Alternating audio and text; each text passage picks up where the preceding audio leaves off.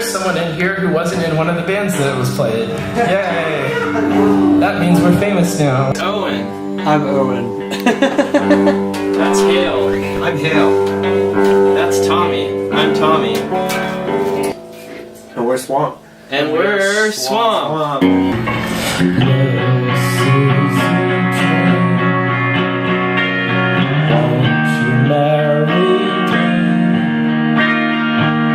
Things aren't as they seem to be. Oh, Susie Jean, you can be my queen, and I don't mind if you don't want to be seen.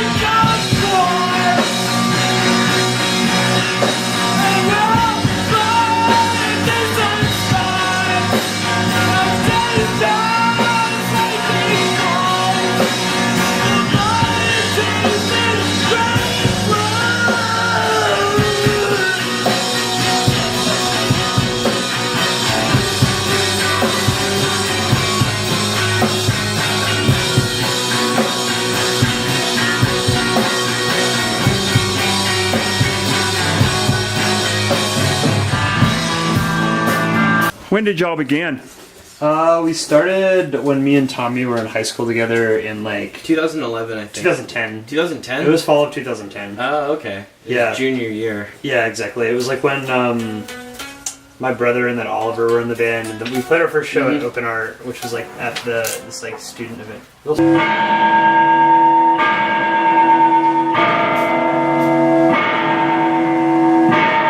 start off with some modern classical.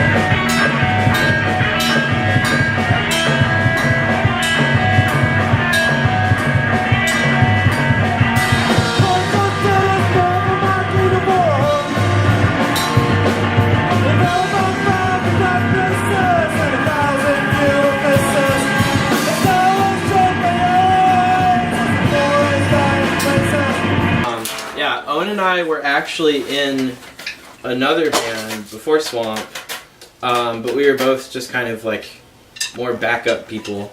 Yeah. Right? Like I played bass and Owen played Yeah, it was like a lead guitar, sort of. I played not really. I played secondary lead guitar, if there is such a thing. Yeah. Because like I think. Oh, it was like because it was you, Chris, me, Josh, and Evan. It was called Burning Salesman. Yeah. Although I don't think we came up with that name until you. We were out of the band. Yeah. Yeah. Also, I think like if I remember correctly, it felt like me and Chris were almost like not necessary to the band because it was a garage rock band, but for some reason it had like 3 guitars, which Yeah, and was of very course, unnecessary. you and Chris ended up not being necessary because you quit the band and we kept doing the band. But my point with that story was that, you know, Owen and I were both doing projects where we weren't really writing any of the material. Or central to the band, or like the Yeah. front people, essentially. Yeah, and like, you know, Crispy Oatmeal, great band that Owen was in, was not rock really in any way, which is kind of what you were writing. It was largely like improvisational. too. Improvisational, jazz, death metal. Yeah. All of those things and some. Yeah. But yeah, I think like you and me both like wanted to sort of write more material, and like we didn't really have a space to do that because we usually ended up playing bass with people. Yeah. And I think for you and me, since we both were mostly bassists, I think working together ended up, I mean, we weren't like, I guess, super closest songwriters or like creators at the beginning of the band, but by the time we went to college, we were both just sort of bouncing off of each other and essentially becoming the backing band for the other person whenever it would be their song as opposed to like our own song, essentially. Yeah. Yeah. By the time we got to college, we were kind of doing the Lennon-McCartney thing, where we were both just sitting in Owen's dorm room trying to write songs, you know, which we ended up using some of them, or we ended up using parts from some of the songs. Yeah. No, that is, yeah. Oh yeah, that's we haven't. I don't think you ever learned that one. That was from Older Fires? Older Fires. It's from like Sad Phoebe and the Washing Machine. Yeah. Yeah. Many drummers before me. Well, Not one really. drummer. One drummer. Yeah, Yeah, Charlie it's knew how to Charlie. play it. Although I think we had this guy our freshman year named Walker, and I think he's the first person who actually like played that song as a drummer in the band. Yeah. Because he's the first person that played with us when we came. Walker is a pilot now, I believe. I ran into him at Waffle House a couple months ago, and he was like, "What's up, dude? I'm in pilot school." I think I was like, "Oh, that's cool." He left the band because our music was too weird. Also, I think that like you and me's lifestyles weren't something he was necessarily comfortable with Yeah, as well. that's true. And I think like we also very stylistically we liked very different like stuff. I think that he was a really great drummer, really nice dude, but like I think in terms of like creative output, he wasn't necessarily the best fit, and like he realized it before we did. Yeah.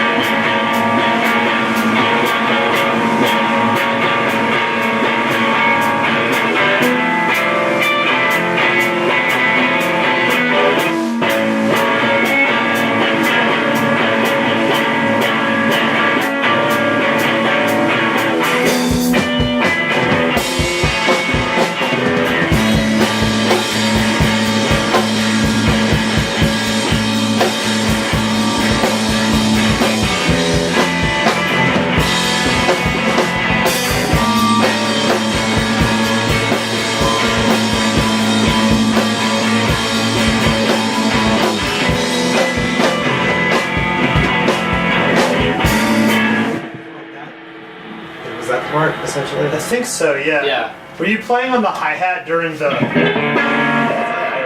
I don't remember. think In you the were playing like a recording, I think it was symbol, symbol, symbol, symbol.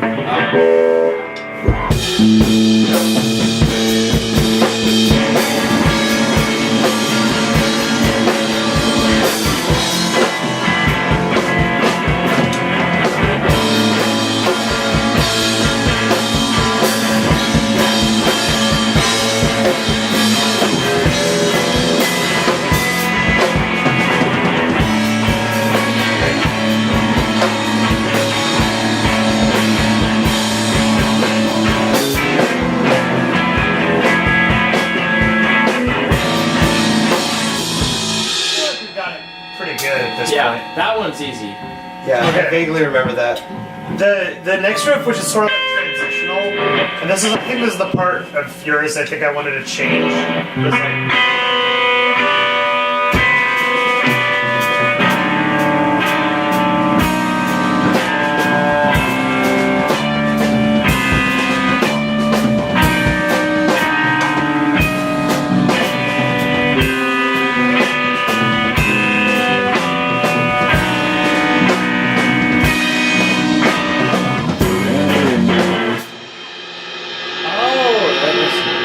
I think I was doing like. What? Yeah. How many different bands are y'all in? I'm in 3. You're in 4. Yeah. 4. And then you're in. I'm in 2. But you also have your solo project. I have a solo project, but that doesn't count as a band because it's just me.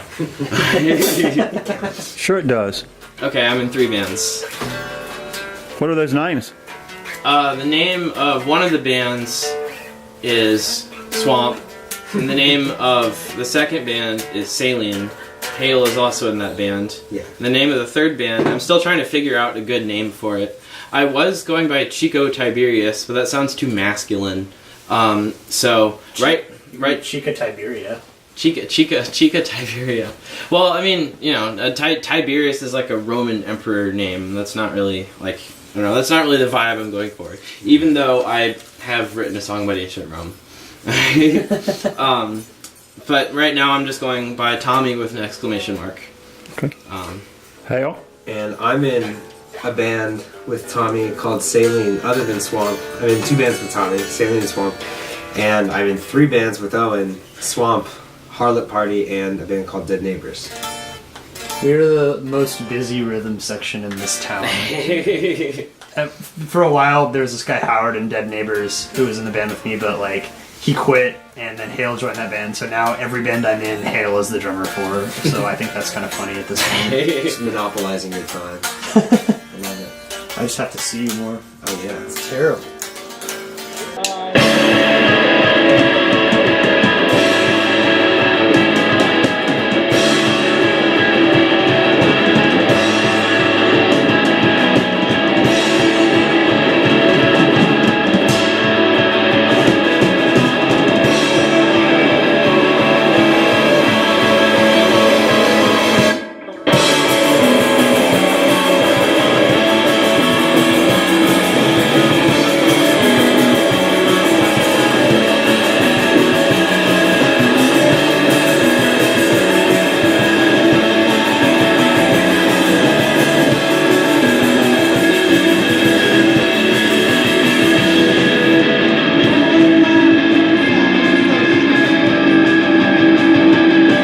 Your songwriting process?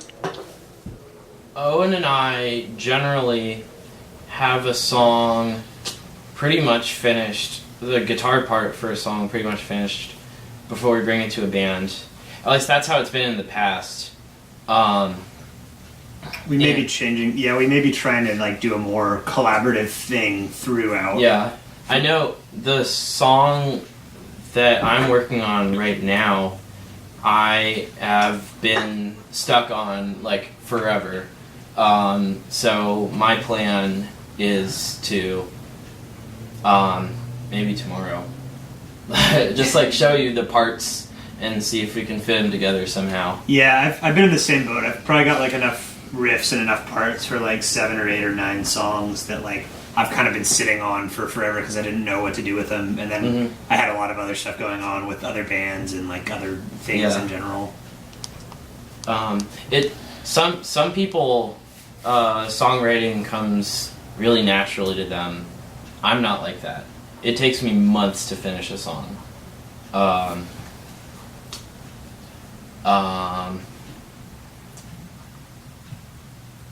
And Owen, you're slightly different about that, right? Like you can kind of, like when we needed to have lyrics for something, you could just be like, all right, those are the lyrics. Yeah. Well, it's like it's one of those things where like I work really well under pressure, and a lot of the time, if we have a song that we like want to play or need to put on a recording, it's at the point where as soon as it needs to be done for the purposes of recording or the purpose of being cemented, that's when I usually end up writing something, and I usually do it very quickly. That's how Every Echo is a Scream and me or Darren Wilson from the album are, and I think like maybe a couple of others, but I could be wrong. That's how Cooter Brown was too, actually. Oh, yeah. I love that song. Yeah. We haven't played that Thank forever. you. This is a more electrical song.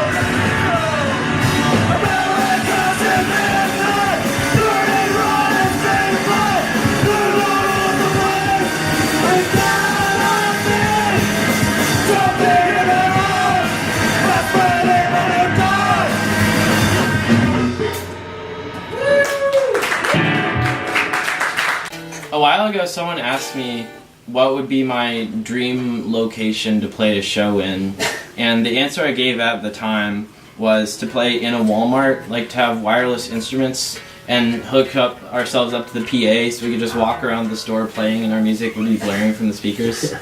I don't know. We're still in touch with the people. I thought it was funny.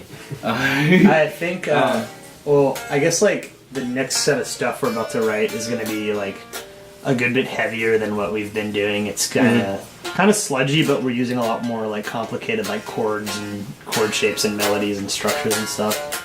So it's like some of the same, but we're trying to make it a little bit heavier and a little bit slower. Yeah. Than a lot of the stuff we've done in the past. Yeah, we already know the name of the album we're gonna make, even if we don't. We only have like 1.5 songs for it so far. What's the half? Ticks in the Summertime. I almost forgot how to play it. It's okay. Is there like a? Did it get like? I don't think it got recorded. I could probably figure it back. Wait a second. Oh fuck! It's like. What was the? It was, If I can. right? No, it's not a major chord, and it's not. You don't even bar. It's like open ended. It's like. Okay. This is. Oh yeah.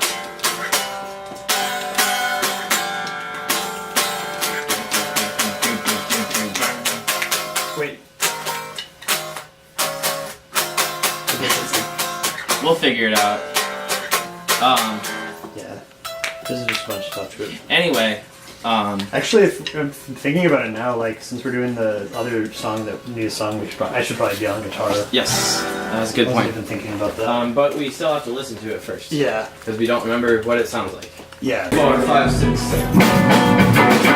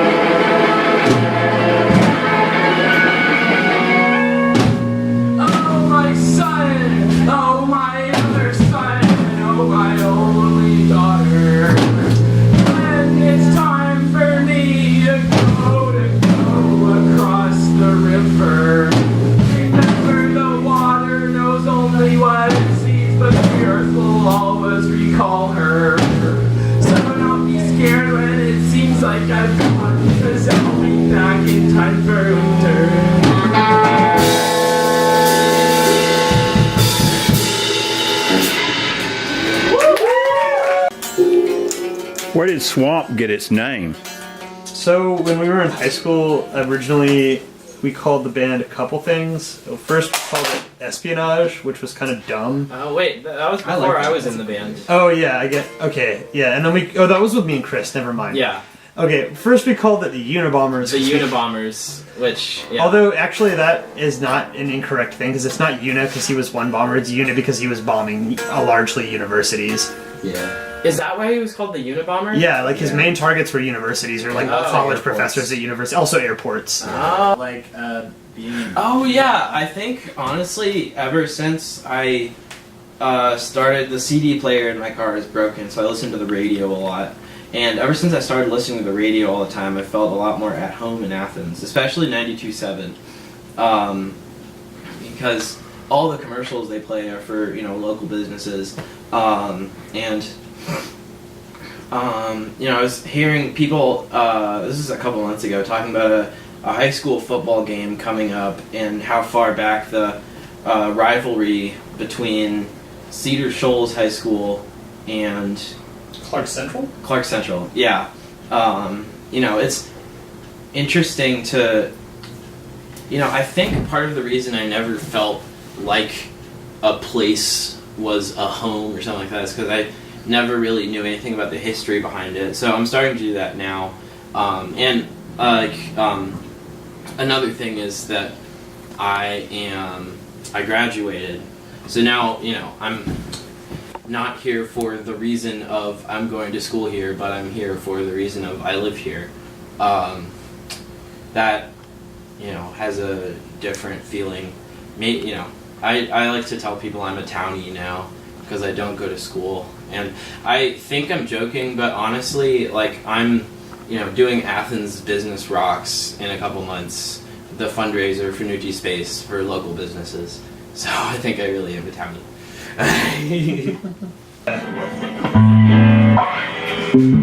Yeah, I guess like I prefer. I think instead of cutting out, I think I do want you to be in that whole thing. But I think I like the flourishes, but I think there should be something like at the maybe like a more consistent like bass drum thing, so it's like it feels like it's got more of a pulse. Yeah, for sure. I just haven't been like I haven't figured out a sticking for whatever I was supposed to play. Oh, okay. Do you want to like? Do you want something that's like? Do you want something that's like a roll throughout the drums, or do you want like I could go like, or I could do like.